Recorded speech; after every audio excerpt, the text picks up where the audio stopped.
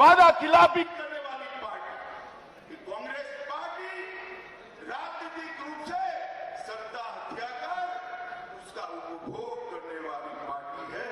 वो कभी भी किसी लोक कल्याण का काम नहीं करती। अरे यहां तक मित्रों, मैं आया था, कुछ लोग मुझे मिलने आ गए, मेरा काफला रुक गया था, तो मैंने पूछा भाई क्या हुआ? तो साहब आपको मालूम नहीं है शुक्रवार है। क्यों शुक्रवार को क्या होता है? मैं तो थोड़ा सोचने लगा कि मुझे मेरा जनरल नॉलेज वीक हो गया, शुक्रवार क्या होता है? तो उसने कहा शुक्रवार को नेशनल हाईवे बंद कर वहां नमाज पढ़ने की इजाजत दे देते हैं। शुक्रवार को छुट्टी देने की भी हिमाकत करने की सोची थी इन्होंने। मित्रों, ये तुष्टीकरण और एपीसमेंट करने वाले, कभी भी देवभूमि का काम नहीं। भारत माता की।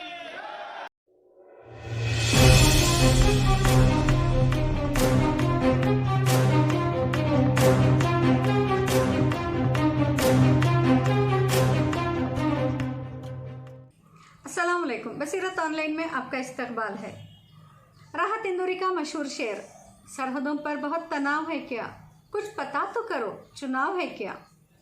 राहत इंदौरी के इस शेर की तरह मुल्क भर में तनाव है, क्योंकि मुल्क के मुख्तलिफ रियासतों में चुनाव है और लोगों के मुताबिक जहाँ जहाँ चुनाव है वहाँ वहाँ बीजेपी हिंदू मुस्लिम का खेल खेल रही है।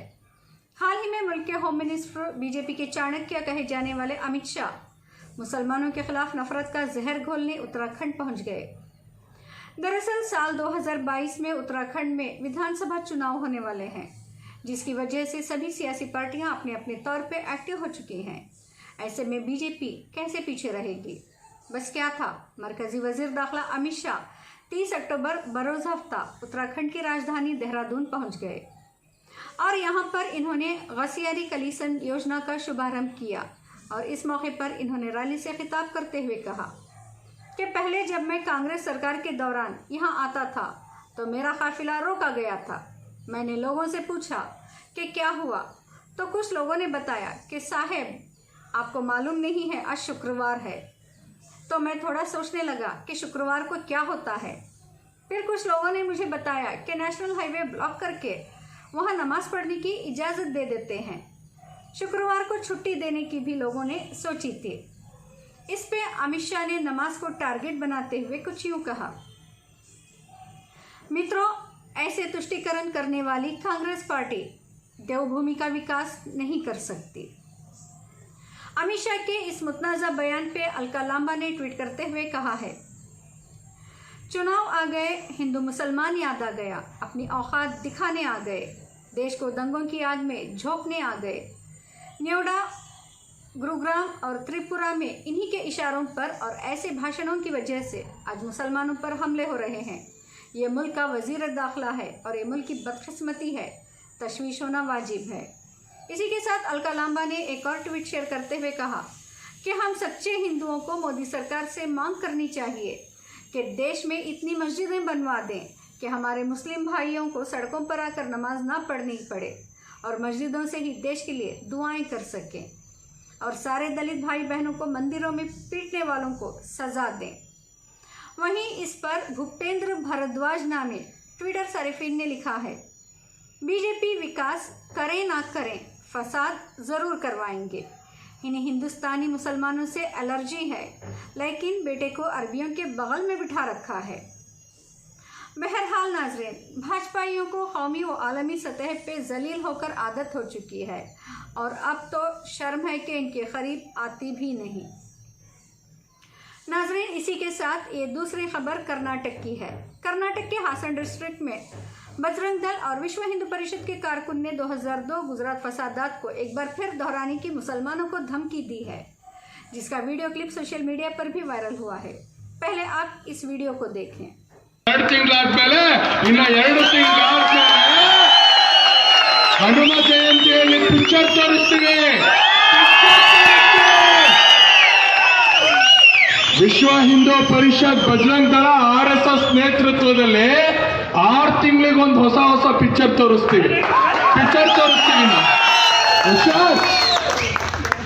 ಅದ್ಯಾವ್ದದು ವಿಧಾನಸೌಧದಲ್ಲಿ ತೊಡೆ ತಟ್ಟಿ ಅರಸೀಕೆರೆ ಜನಕ್ಕೆ ಬಾಳ್ತೀನಿ ಬರೀ ಸುಳ್ಳು ಹೇಳ್ಕೊಂಡು ಜೀವನ ನಡೆಸೋದ್ ಬಿಡ್ರಿ ಶಿವಲಿಂಗೇಗೌಡ್ರೆ. ಬರೀ ಸುಳ್ಳು ಹೇಳ್ಕೊಂಡು ಜೀವನ ಎಷ್ಟು ವರ್ಷ ನಡೆಸ್ತೀರಾ ನೀವು? ಅರಸೀಕೆರೆಯಲ್ಲಿರುವಂತ 1.5 ಲಕ್ಷ 3 ಲಕ್ಷ ಜನಕ್ಕೆ ಜೀವನ ನಡೆಸ್ತಿಲ್ಲ. ನೀವು ಅರಸೀಕೆರೆಯಲ್ಲಿ ಪುಟ್ಕೋಸಿ 20,000 ಜನಕ್ಕೋಸ್ಕರ ಜೀವನ ನಡೆಸ್ತಿದ್ದೀರಿ. 20,000 ಜನಕ್ಕೋಸ್ಕರ ಜೀವನ ನಡೆಸ್ಕೊಂಡು ನಾನು ಅರಸೀಕೆರೆ ಜನಕ್ಕೋಸ್ಕರ ಜೀವನ ತೆಗಿತೀನಿ ಅನ್ನೋದು ಬಿಡಿ. ಇವತ್ತು ಸೆಕ್ಯುಲರ್ ರಾಜಕಾರಣಿಗಳಿಗೆ ಓಪನ್ ಆಗಿ ಒಂದು ಮಾತನ್ನು ಹೇಳ್ತೀನಿ. ಲವ್ ಜಿಹಾದಿಗೆ ಸಪೋರ್ಟ್ ಮಾಡ್ತೀರಾ, ಮತಾಂತರಕ್ಕೆ ಸಪೋರ್ಟ್ ಮಾಡ್ತೀರಾ. ಇವತ್ತು ಲವ್ ಜಿಹಾದ್ ಸಪೋರ್ಟ್ ಮಾಡ್ಕೊಂಡು ಜಾತ್ಯತೀತತೆ ಹೆಸರಲ್ಲಿ ಜೀವನ ನಡೆಸುವಂತ ಅಯೋಗ್ಯರಿಗೆ ಒಂದು ಮಾತು, ತಲೆ ಹಿಡಿಯೋದಿದ್ರೆ ಫಸ್ಟ್ ನಿಮ್ಮನೆಯವ್ರಗಳನ್ನ ತಲೆ ಹಿಡಿ, ಫಸ್ಟ್ ಮದುವೆ ಮಾಡ್ಕೊಡ್ಬೇಕಾ? ನಿಮ್ಮನೆ ಹೆಣ್ಮಕ್ಳನ್ನ ಕರ್ಕೊಂಡೋಗಿ ಸಾಬ್ರಿ ಕಟ್ರಿ. ಬೇಡ ಅನ್ನೋರು ಯಾರು? ಹಿಂದೂ ಸಮಾಜದ ಹೆಣ್ಮಕ್ಳನ್ನ ಜಾತ್ಯತೀತತೆ ಹೆಸರಿನಲ್ಲಿ ಏನಾದ್ರೂ ಲವ್ ಜಿಹಾದಿಗೆ ಏನಾದ್ರು ಮಾಡಿದ್ರೆ ಮುಂದಿನ ದಿನಗಳಲ್ಲಿ ಯಾವ ರೀತಿ ಪ್ರತೀಕಾರ ಇರುತ್ತೆ ಅಂತ ನಾವು ಹೇಳಲ್ಲ. ನಮ್ಮ ಇತಿಹಾಸ ತೋರಿಸಿದೆ. ಅವ್ನು ಯಾವನ ಗಾಂಡು ಅನ್ನೋನ್ನ ಘೋಷಣೆ ಕೂಗ್ದವನಿಗೆ ಹೇಳ್ತೀನಿ, ನಿಮ್ದು ಫಸ್ಟ್ ಗೋದ್ರ ಮಾಡೋದು ಗೊತ್ತು, ಗೋದ್ರ ಆದ್ಮೇಲೆ ಏನಾಗುತ್ತೆ ಅಂತ ನಿಮಗೆ ಇನ್ನೂ ಗೊತ್ತಿಲ್ಲ. ಕರೆಕ್ಟಾಗಿ 2002 ಇತಿಹಾಸ ಜ್ಞಾಪಿಸ್ಕೊಳ್ಳಿ. ಸಾವಿರಾರು ವರ್ಷಗಳಿಂದ ಹೋಗಲ್ಲ ನಾವು. ಕೇವಲ 48 ರಾಮ ಭಕ್ತರನ್ನ ಕೊಂದಿದ್ದಕ್ಕೆ ಹಿಂದೂ ಸಮಾಜ ಫಸ್ಟ್ ಹೇಳಲ್ಲ. ಹಿಂದೂ ಸಮಾಜ ಸುಮ್ನೆ ಇನ್ನೊಬ್ರ ಮೇಲೆ ಬೀಳಲ್ಲ.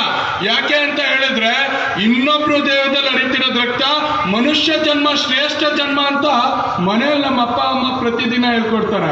ಆದ್ರೆ 48 ಜನ ರಾಮ ಭಕ್ತರನ್ನ ಕೊಂದಾದ್ಮೇಲೆ ಆಯ್ತಲ್ಲ ಪ್ರತೀಕಾರ, ಅದೆಲ್ಲೂ ಆಗ್ಬಾರ್ದು. ಅದಕ್ಕಾಗಿ ನೀವು ದಯವಿಟ್ಟು ಮನೆಯಲ್ಲಿ ಕ್ಲೀನಾಗಿ ಕೂತ್ಕೊಂಡು ದಿನದಲ್ಲಿ 5 ಸತಿ ನಮಾಜ್ ಮಾಡ್ಕೊಳ್ಳಿ. ನಮಾಜ್ ಮಾಡ್ಕೊಳ್ಬೇಕಾದ್ರೆ ಸುಪ್ರೀಂ ಕೋರ್ಟ್ ಆದೇಶವನ್ನ ಪಾಲನೆ ಮಾಡಿ. ನಮಗೆ ಡಿಜೆಯನ್ನು ಆಫ್ ಮಾಡಿ ಅಂತ ಹೇಳೋದಲ್ಲ, ನಮಗೆ ಡಿಜೆಯನ್ನು ಆಫ್ ಮಾಡಿ ಅಂತ ಹೇಳಲ್ಲ. ತಾಕತ್ತಿದ್ರೆ ಆ ಮಸೀದಿಗಳಲ್ಲಿ ಊರಿಗೆ ಬೊಬ್ಬೆ ಹೊಡೆಯುವಂತ ರೀತಿ ಸುಪ್ರೀಂ ಕೋರ್ಟ್ ಆದೇಶವನ್ನ ಉಲ್ಲಂಘನೆ ಮಾಡಿ ಬೊಬ್ಬೆ ಹೊಡೆಯುವಂತದನ್ನ ಫಸ್ಟ್ ತಡಿಬೇಕು. ಇದು ನಮ್ಮ ಪೊಲೀಸರಿಗೆ ಮನವಿ. ಪೊಲೀಸರ ಮೇಲೆ ನಮಗೆ ತುಂಬಾ ಮರ್ಯಾದೆ. ಕಾರಣ ಏನು ಅಂದ್ರೆ 95% ಪೊಲೀಸರು ಹಿಂದೂಗಳೇ. 95% ಪೊಲೀಸರು ಹಿಂದೂಗಳೇ. ಅವ್ರ ಮೇಲೆ ನಮಗೆ ಹೆಮ್ಮೆ ಇದೆ. ಅಕಸ್ಮಾತ್ ಇವತ್ತಾಗುತ್ತಲ್ಲ ಬೇರೆ ಕಡೆ ಪೊಲೀಸರಿಗೆ ಏನಾದ್ರು ಆದ್ರೂ ಕೂಡ ಅವ್ರು ನಮ್ಮಲ್ಲಿ ಕೇಸ್ ಹಾಕಿರ್ಲಿ, ನಮಗ್ ಬೇಜಾರಿಲ್ಲ. ಕೇಸ್ ಹಾಕಿದ್ರು ಅವ್ರ ಮನೆಗಳನ್ನ ಕಾಯ್ಲಿಕ್ಕೆ ಫಸ್ಟ್ ವಿಶ್ವ ಹಿಂದೂ ಪರಿಷತ್ ಬಜರಂಗ ದಳದ ಕಾರ್ಯಕರ್ತರು ಹೋಗ್ತೀವಿ. ಚಟ್ಟ ಕಡೆ ಎಚ್ಚರಿಕೆ ಇದು. ಮಾನ್ಯ ತಹसीलदार संतोष ಅವರೇ ಮತ್ತೊಂದ್ಸತಿ ಹೇಳ್ತೀನಿ.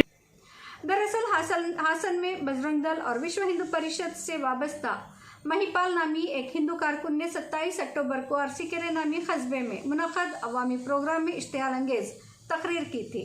वीएचपी और बजरंग दल ने इस दौरान एक जुलूस और अवामी प्रोग्राम का एहतमाम किया था, जिसके दौरान महिपाल ने खिताब करते हुए कहा कि हिंदू बगैर किसी इश्तियाल के तशद्दुद शुरू नहीं करेंगे, लेकिन अगर हमला किया गया तो वो जवाबी कार्रवाई ज़रूर करेंगे। इसे समझने के लिए आपको तारीख में जाने की ज़रूरत नहीं है। आपको याद है कि 2002 गुजरात में क्या हुआ था।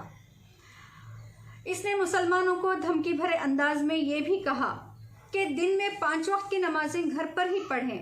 इस दौरान इसने पुलिस और सुप्रीम कोर्ट की तरफ इशारा करते हुए कहा, हमें डीजे बंद करने का कहने वाले, ताकत है तो मस्जिदों पे लगे माइक निकलवाएं। पुलिस पर हमें फ़ख्र है, 95% पुलिस हिंदू है। इसने आगे जुलूस में जमा भीड़ की तरफ इशारा करते हुए कहा कि यह हुजूम तो महज एक ट्रेलर था और मुंतज़मीन हनुमान जयंती के दौरान असल फिल्म दिखाएंगे। इसने मज़ीद कहा, हम कहेंगे नहीं बल्कि बजरंग दल और विश्व हिंदू परिषद आरएसएस की सरपरस्ती में हर 6 महीने में एक नई फिल्म दिखाएंगे।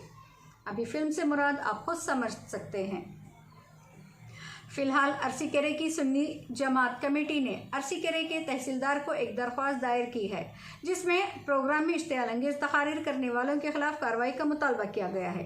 कमेटी ने यह भी इल्ज़ाम लगाया है कि वीएचपी प्रोग्राम के शुरा ने एक कम्युनिटी को निशाना बनाते हुए नारे लगाए।